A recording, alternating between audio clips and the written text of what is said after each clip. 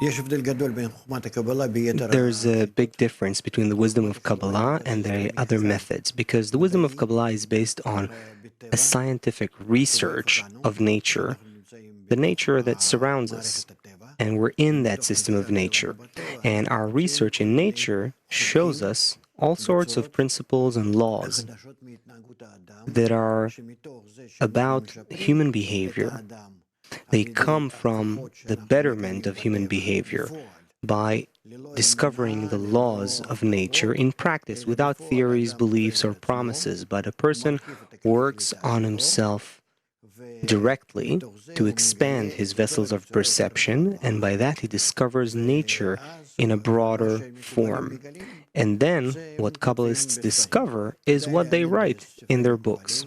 You should go into the Kabbalistic texts and see how precise these books are and how much they speak from actual attainment. And they also invite the readers to attain these things themselves and reach these layers that are beyond our ordinary attainment of nature.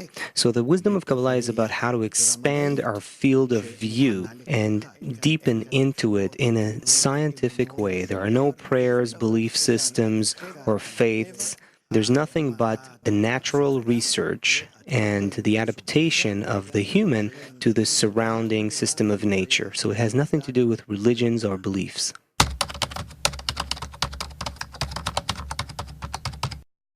The main difference between the method of Kabbalah and the rest of the methods is in that all the other methods discuss the reduction of the will to receive, minimizing it, not using it. However, the will to receive is our entire nature. We want to know, we want to receive, we want to be fulfilled and aspire to all kinds of achievements. And all the faiths and belief systems and religions talk about breathe less. If, for instance, we're talking about Eastern teachings, focus on one thing in your thought, or use less of everything, you kind of have to bend yourself. And as a result of making your egoistic desire smaller, you'll feel better. And they're right, it's true. You will feel better because if you want less, then certainly you'll feel better. In the wisdom of Kabbalah, it also says you add more knowledge, you add more pain. But how then can I research the whole of reality and go beyond the current perception of reality, know why I am alive, and expand my field of view? And this development is natural to the human. So the wisdom of Kabbalah is completely opposite to all their religions and belief systems that talk about minimizing the ego. The wisdom of Kabbalah says, no, we have to increase our will to receive, and that's why it's called the wisdom of Kabbalah, which is reception, how to receive, how to start feeling the whole of reality, to as if take it all in, and as a result of attaining the whole of reality, that is what changes us and turns us into better humans, opposite to our ego.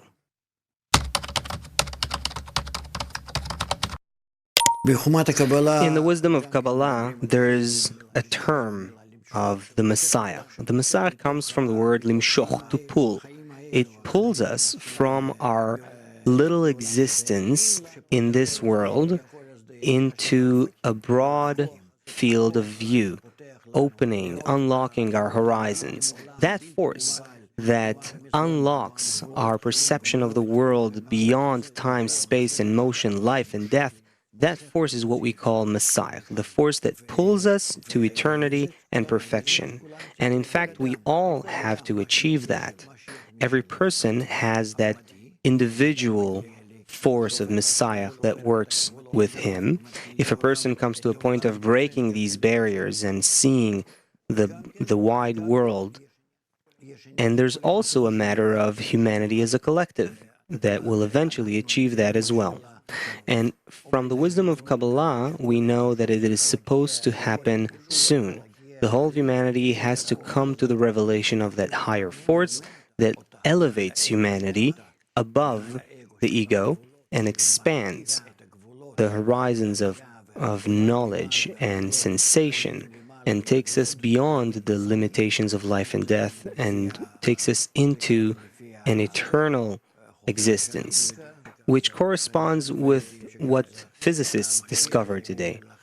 And so that force of Messiah is also an individual force as well as a collective force, and that is what we expect to happen to all people.